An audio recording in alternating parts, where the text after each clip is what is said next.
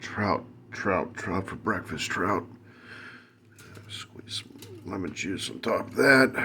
Got some Old Bay and salt, pepper.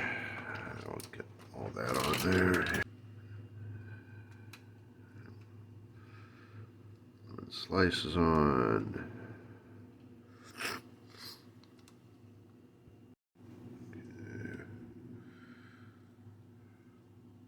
Put a little olive oil on there. Gonna wrap this up here. That in there. Gonna stick that in there.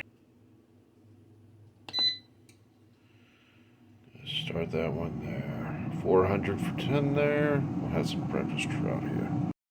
There we go, some breakfast trout there.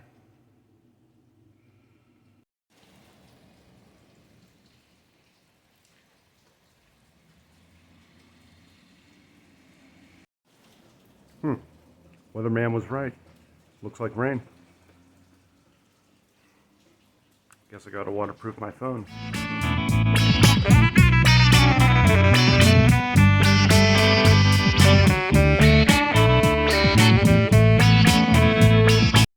Yeah, this might be a complicated fishing expedition. We'll find our phone's salvation in here. Help me, Target. Yeah, that might work. I love how everything about this day is just screaming like, dude, water's gonna be blown hot and it's gonna be treacherous. What are you doing? What can I say? My name's Jake Workmeister. I really love fishing.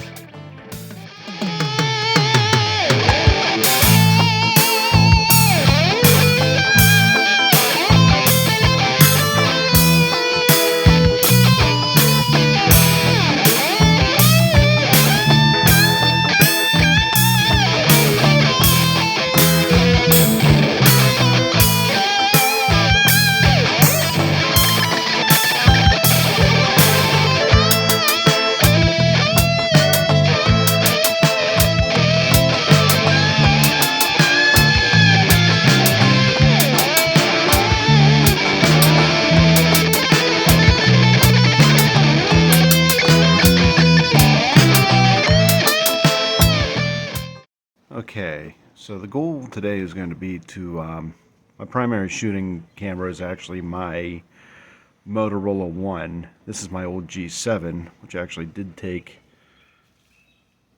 some water damage and traumatic damage to the lens. So what I'm going to be doing, we're going to turn this into a waterproof casing.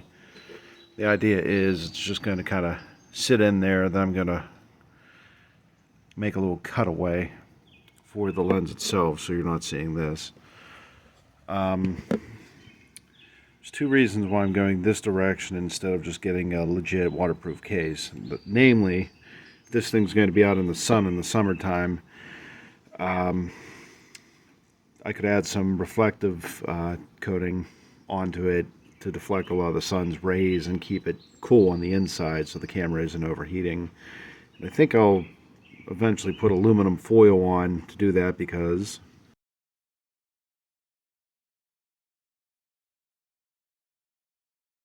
and then I'll put an undercoat, something to protect the foil to prevent it from chipping away.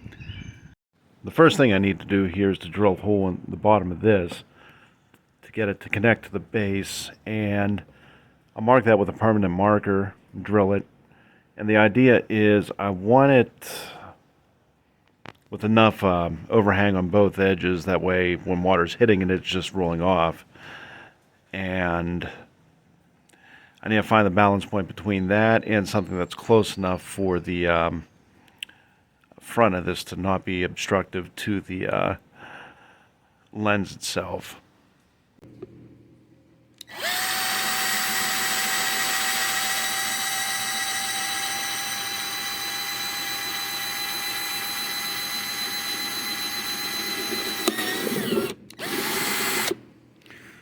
It's actually a lot more difficult than I was expecting. Okay, so that will work. And next step, going to get the phone in here, and I'm going to put everything on my widest setting and basically go in front of this with a marker, see exactly what the field of vision is, and then start marking off 4 holes to drill to get that cutaway in there. Then we'll just cut that out with an X-Acto knife, hopefully. And we can appreciate the fact that I do have access to the phone, the screen, everything, so looks like this might actually work. That's the ultra wide setting. This is me getting an idea of where the appropriate cutaway will be. Actually a lot closer to the edge than I was expecting. Maybe if I move that in just a bit. Well, see, now there's the issue. I need just enough to make sure that I have access to the power button. So that should work there. Still taking it to the edge, but hey, that's okay.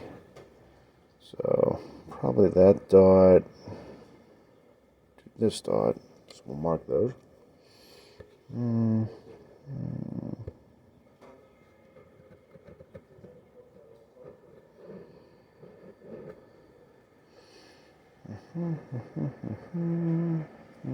Enter.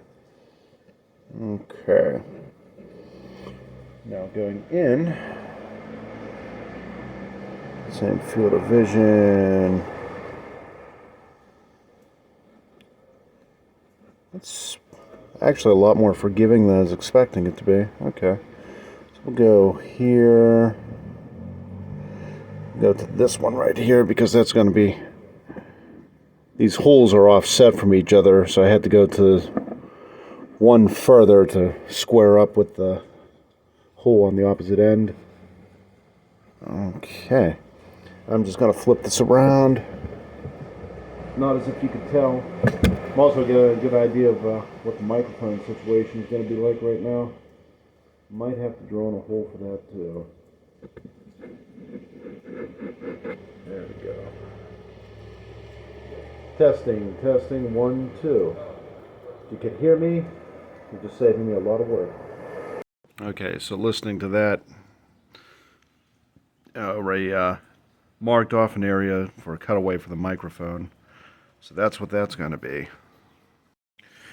Okay, so that's a very rough cut right there. If this does everything I want it to do, I'll file that down, make it a little bit more even. Then I also got the hole for the microphone right there.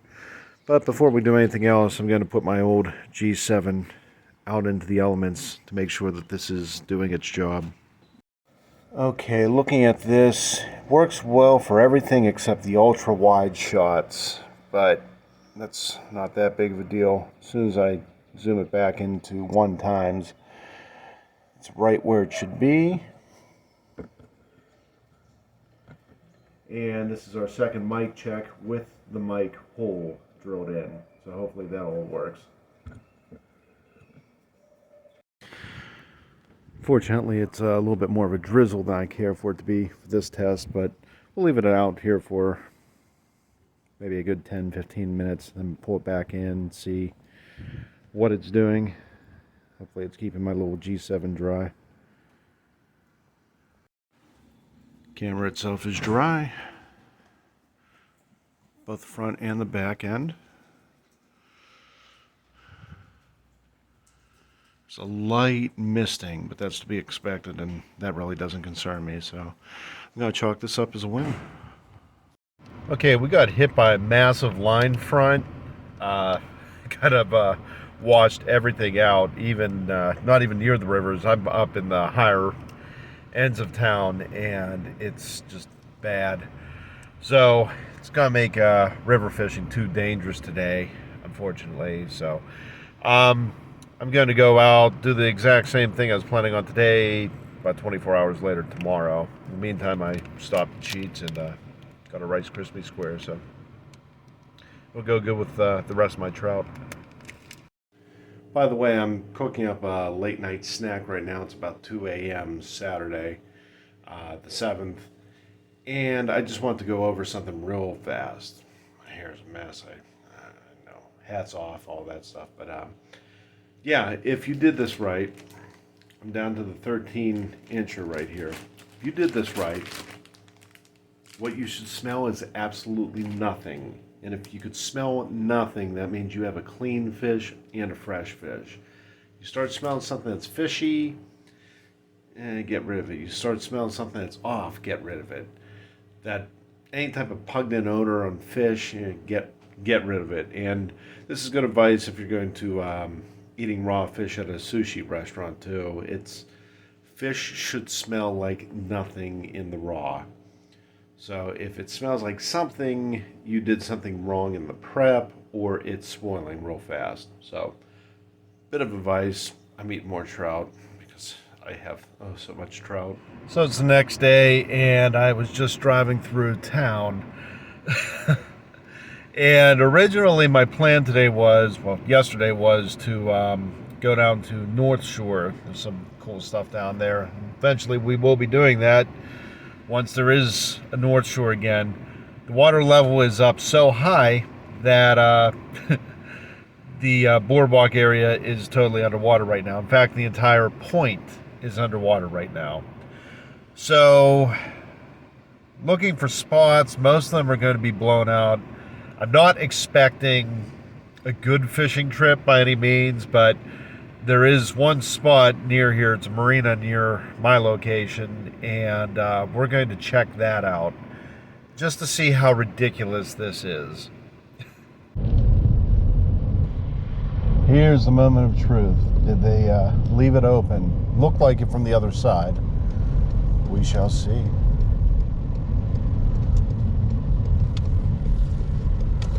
It is open. That's a good thing. But, oh man, wait until you see this ridiculousness. Wow.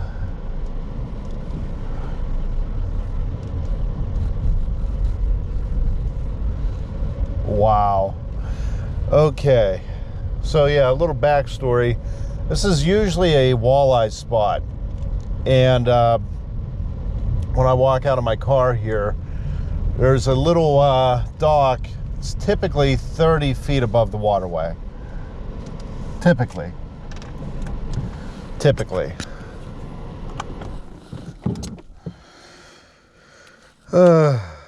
Man.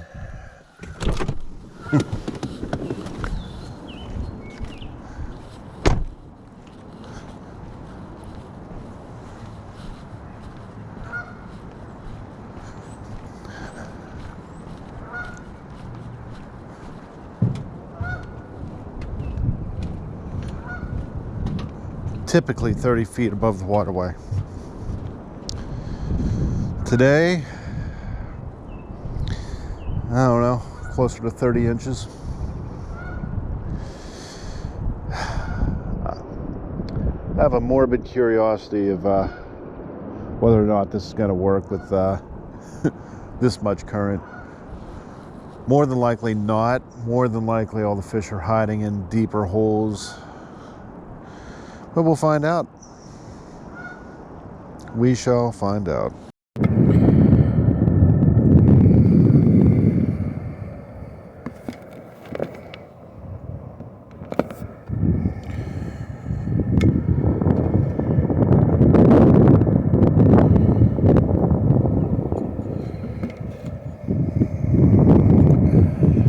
Okay, this is going to be called Jake. Keep an eye on the river levels. Hope it doesn't flood anymore. Let's go look at the forecast weather radars. This is about as high as it should get. This is a very optimistic opening of the net.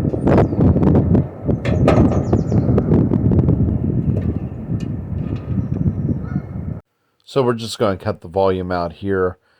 Basically, the wind is still an issue even with the box. It would be an issue even without it. It's just that fierce right now. Just it's very strange trying to deal with March conditions in early May, but these are the cards I've been dealt, and this is going to be a workaround I'll have to find. As an audio engineer, I will figure this out. But overall, I'm very pleased with how the box is performing in protecting the camera. So today's bait.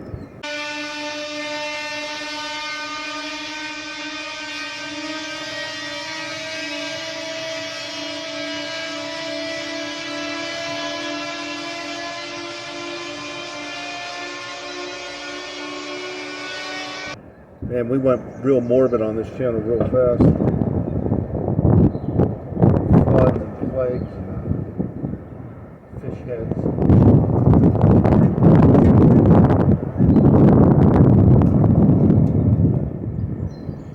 So as I was noticing the river level slowly rising, a state worker finally told me what I pretty much already knew before I got there. They expecting this to get any higher? Yeah, sorry to do this to Oh, you. no problem, no. That I was wondering the same thing myself. I gotta shut the river down. I got the Okay to do it, yeah. got the okay from the fire department, and we're gonna be. They think it's gonna be coming up higher. So. Yeah, no problem. Yep. I was thinking about that as soon as I got here, like, hey, what's the guarantee that it's going to stay here? Yeah, yeah. Point at North Shore is already covered. Yep. Insane. Yep. Sorry, man. Hey, no problem. Yep. Thank you. Yep. Yeah, so unfortunately, they just got word about the river flooding out even higher than where it was, so they closed it down just right after I got there, about 10 minutes after I got there. No big deal. It's actually very nice. A lot of these areas I fish have river rescue and state workers that pay attention to those lock and dam levels. Yeah, the rivers around here are not small. The Allegheny, Monongahela merge into the Ohio, which gets bigger, which merges into the Mississippi. So we have the beginnings of a pretty massive river system here. But it's something to keep in mind as well. You know, if you're in an area out in the wilderness and it's pouring upstream, pouring down rain upstream, eventually that water's got to go somewhere. So something to be mindful of if you're creek fishing or even river fishing. And there's inclement weather upstream from you. So keep that in mind. Be safe out there. Do have a couple more ideas for content to finish this video up since I have a couple minutes left. So I'm going to get back home and we'll work on that. Man, it's been a wild couple days and was not expecting March conditions with blown out rivers in early May, but here we are, and this background kind of sucks. Can we do something about that? Cool, that'll work. Awesome. Got some live fish in here. But yeah, I give you a little background about how I got into fishing. My parents kind of got me into it. They got into carp fishing themselves. Probably when I was about 7 years old. So we had a couple pay lakes here, and basically you catch the biggest fish, get paid for doing it. So we do that on the weekends, and I had my little Fisher Price rod. Be out there tossing in a little pond, catching bluegill. And the particular pond was very, very clear, so I throw night crawlers in and watch how they behave. Kind of get a feel for how they would attack the rod, all that fun stuff. So I did that for probably the better part of the year. Then my parents recognized the fact that I was really starting to get in on it, so they gave me one of their spinning rods. From there, my grandfather used to walk the river. We'll head down there sometime, the path he used to walk when he was alive. And he had a habit of grabbing fishing gear from people that would get drunk and leave it there the night before. So I still have the first Rhino rod and Shakespeare Alpha reel that he gave me. Only thing wrong with the reel, the drag has two modes. It's loose or off. And when it's off, loose or totally on. And when it's totally on, it causes the fish to spin at this point. Actually, it was that catfish being pulled up, spinning around on the dock there in Verona at the intro video was on that particular combination. I switched over to the GX2s only because it's more fun to fight the fish. I actually have a drag that works. I need to tear apart that reel to see if I could get it to work. But yeah, a lot of what I know from fishing just came from those carp flakes. And you really had to learn how to attract fish, in a very competitive setting. So for me personally, a lot of people consider carp a trash fish. I do not. I think it's very much underrated game fish. Fantastic species. It gives you one heck of a fight. So I still love them.